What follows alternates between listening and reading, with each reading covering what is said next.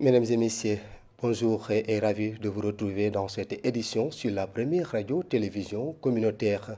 Pour démarrer cette édition, le vol de bétail reste un problème dans les régions de Kaffrine, Kaolack et Fatick, menaçant l'économie pastorale.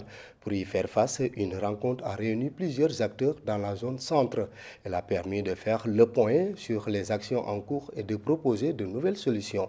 À la fin des échanges, des engagements ont été pris et les forces de défense et de sécurité ont appelé les populations à rester vigilantes et à collaborer. Suivons ce compte-rendu de Fatou Sall.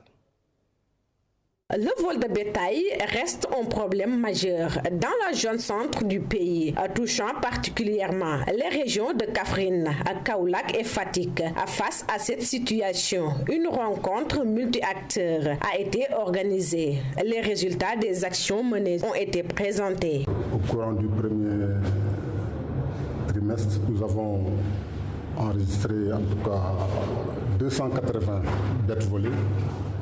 187 ont été retrouvés et 83 personnes ont été arrêtées et déférées. Le commandant de la zone centre a précisé que ces résultats ont fait l'objet d'analyses approfondies. Ce qui a justifié en tout cas la pertinence de cette rencontre pour d'abord faire un diagnostic de la situation, analyser en tout cas les forces, les faiblesses, revoir encore les opportunités et menaces. À la suite de ces analyses, de nouvelles recommandations ont été formulées pour renforcer la lutte contre ce fléau. Parmi ces recommandations figure entre autres en tout cas, la mise en place d'un système d'identification du bétail à l'ère de l'intelligence artificielle et de nouvelles technologies.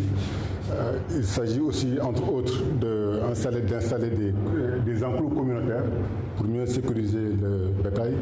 Il s'agit aussi vraiment de réglementer la vente du bétail. La rencontre s'est conclue par un engagement collectif des différents acteurs à intensifier leurs efforts. Le colonel de la Légion de gendarmerie de Kaolack a invité les populations à signaler rapidement tout cas suspect de vol de bétail. Et puis, 2 bornes fontaines ont été inaugurées à Ndiakhaté, dans la commune de Sessène, département de Mbour. Il s'agit d'un projet d'adduction d'eau sur une distance de 900 mètres, d'un coût de 4 millions de francs CFA, réalisé par l'ONG Feliok en partenariat avec Childfound. Cet ouvrage vient répondre au moins en partie aux difficultés d'accès à l'eau potable auxquelles sont confrontées les populations locales. Compte rendu Pape Kairé. C'est avec une immense joie que les populations de Ndiakhaté, dans la commune de Sessène, ont célébré l'inauguration de 2 bornes fontaines, un projet d'accès à l'eau potable initié et mis en œuvre par Feliok de Mbour, qui s'active dans la protection de l'enfant. Nous parrainons ici dans la zone près de 5000 enfants dans notre zone d'intervention dans les 7 collectivités territoriales. C'était un besoin pressant qui a été en tout cas décelé, exprimé à travers les visites à domicile que nous faisons trimestriellement. 40% des ménages où vivent nos enfants n'ont pas accès à l'eau. Cette réalisation est saluée en grande pompe par les communautés. Pour accéder à de l'eau potable, nous devons nous lever à l'aube dès les premiers appels à la prière lancés par Ousseynou. C'est pourquoi ces bornes fontaines viennent véritablement nous soulager. Le puits que vous voyez ici fournit certes de l'eau consommable, mais elle est très désagréable. Présent à la cérémonie, le maire de la commune a promis que cette difficulté d'accès à l'eau potable va bientôt être de vieux souvenirs. La mairie a un projet d'adduction d'eau. Une fois réalisé, ce problème ne sera plus, en tout cas une réalité dans la commune de Sessène. Peut-être 2 à 3 villages pourront souffrir de l'accès à l'eau. Espérons que ces ouvrages hydrauliques vont régler définitivement l'approvisionnement en eau potable, car beaucoup de communes ont réalisé des activités d'adduction d'eau, mais jusqu'à présent, le problème reste entier. L'actualité, c'est également alors que le président Bassirou Diomaye Faye lance la conférence nationale sur l'emploi et l'employabilité au CICAD. Kaolack renforce son engagement pour l'insertion des jeunes. 200 jeunes ont été formés grâce au programme École-Entreprise, dont plus de 80 ont déjà trouvé un emploi. Pour aller plus loin, un comité régional de suivi a été installé à la gouvernance de Kaolack. Objectif, encadrer le programme et lutter efficacement contre le chômage. Reportage Ousmane Dem. Au Sénégal, intégrer le monde du travail n'est pas de tout repos. Mais lorsqu'on bénéficie d'une formation diplômante, la tâche devient moins compliquée. Oui, au niveau de Kaolack, on a déjà certifié plus de 200 jeunes qui ont déjà reçu leur diplôme au mois de décembre. Et qu'aujourd'hui, parmi ces 200-là, le chef d'antenne vient de le dire, 82, je pense, ont trouvé du travail, ont été insérés. Maintenant, notre mission, c'est d'appuyer les autres. Pour mieux booster ce membership, un comité régional a été installé avec une mission, l'on ne peut plus clair. Le comité régional de suivi a pour mission d'appuyer, d'assister le chef d'antenne de la région pour un bon déroulement de la formation école-entreprise. Vous savez que la formation école-entreprise est une formation qui se fait en deux lieux, l'entreprise et le centre ressources. La mobilisation des entreprises en adéquation avec le choix des métiers constitue un défi à relever. Maintenant, le rôle de ce comité-là, c'est d'essayer de faciliter au programme la mobilisation des entreprises d'abord pour assurer la formation pratique et aussi sur le choix des métiers. Maintenant, les membres de ce comité qui maîtrisent les réalités économiques de ce pays-là, à la demande des entreprises, vont valider les métiers et donner ça à l'unité de coordination au niveau national pour qu'on puisse dérouler ces métiers-là. Former 35 000 jeunes par an, c'est l'objectif que s'est fixé ce programme étatique école-entreprise. Et pendant ce temps, le réseau des journalistes en santé a organisé ce mercredi une caravane de presse au poste de santé d'Adéane dans le département de Ziguinchor. L'objectif était de sensibiliser et de promouvoir les questions liées à la santé de la mère et de l'enfant, tout en portant le message auprès des autorités compétentes. Écoutons le chef de poste de Adéane au micro de Junette Aïssatou Badji. Concernant la planification familiale, au début, nous avons constaté une réticence des populations par rapport à ce qui concerne cette méthode, parce qu'ils n'avaient pas compris.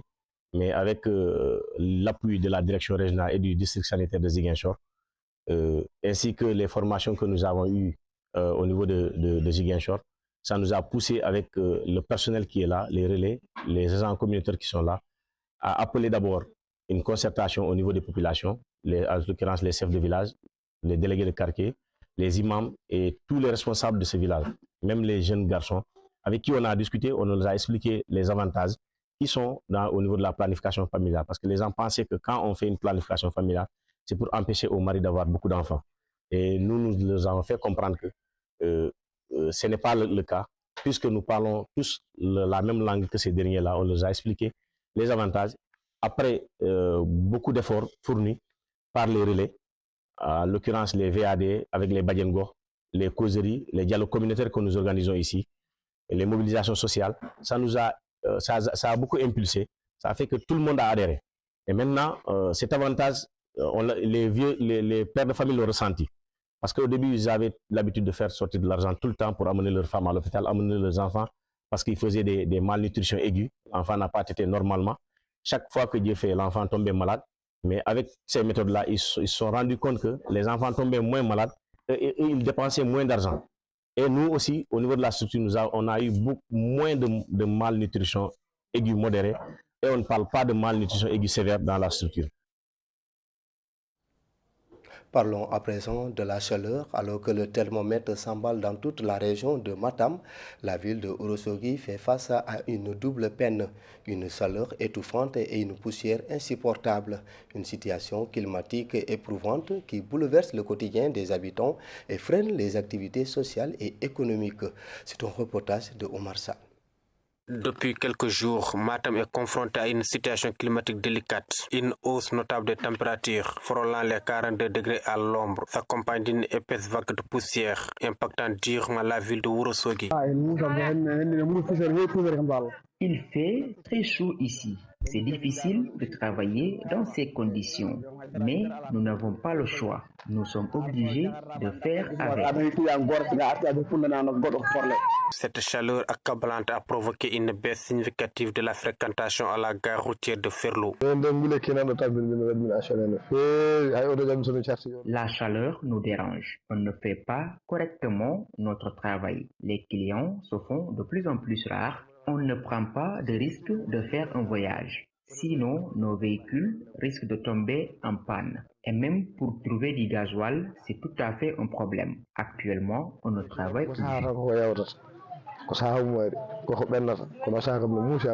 Mais comme souvent, le malheur des uns fait le bonheur des autres. Les vendeuses de glaciers voient leur vente exploser. La chaleur augmente de jour en jour. Nous vendons de l'eau glacée et on se frotte bien les mains. Le problème est que le manque de l'affluence des passagers au gare, mais alhamdoulilah, ça marche normalement. La canicule devient de plus en plus difficile à supporter. Agriculture, commerce, transport, activités artisanales, tous les secteurs ressentent le poids de cette chaleur écrasante, aggravée par une poussière omniprésente qui rend l'air irrespirable. C'est ce reportage de Omar Sall qui met fin à cette édition sur la première radio-télévision communautaire. Tout à l'heure, à midi, vous aurez le journal en Pulaar avec Aminata Abdoulaye Wade. Moi, je vous retrouve à 14h pour le journal en Diola. Mesdames et messieurs, merci de suivre les programmes de la RTC. Au revoir.